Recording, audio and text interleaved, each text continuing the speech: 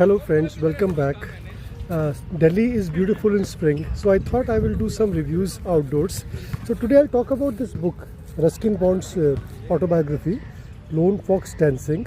This came out in 2018 and I read it I think 2 years back. So this is actually a very interesting book, not very big, and it gives you lots of interesting facts about Ruskin Bond. So you can see a very young Ruskin Bond.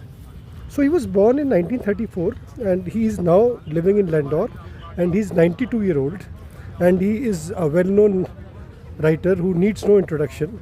But let me just recap some interesting things about him which are there in the book. Born in 1934 in Kasauli, and then his father, who was a Scottish man married to an Indian, they shifted to Jamnagar, yes, in Gujarat.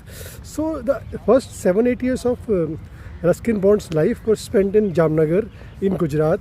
Then his father came back and Ruskin Bond was put in a boarding in Shimla, Bishop Cotton School. His father passed away sometime in 1945-46 when Ruskin Bond was just a teenager.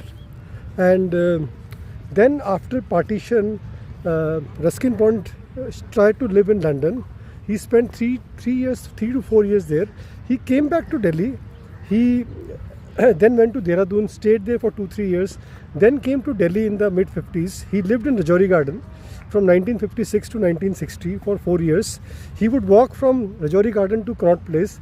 There are some very interesting passages about Delhi of those times. Eventually he landed up in Landor in 1962 and that is where he has lived all his life. He has written books for children, books about that Dehradun and that region. But he has also written books for adults. There are some interesting books which are for adults, which you should check out. I have enjoyed reading this, so you should check this out.